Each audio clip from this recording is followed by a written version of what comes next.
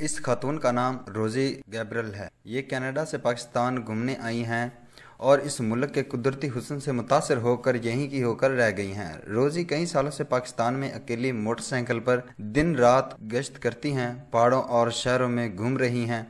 ये पाकिस्तानी अखलाको अतवार से मुतासर होकर मुसलमान हुई, अभी तक पाकिस्तान में घूम रही हैं और पाकिस्तान की एम्बेसडर बनकर सारी दुनिया में पाकिस्तान का मुस्बत पहलू उजागर कर रही हैं।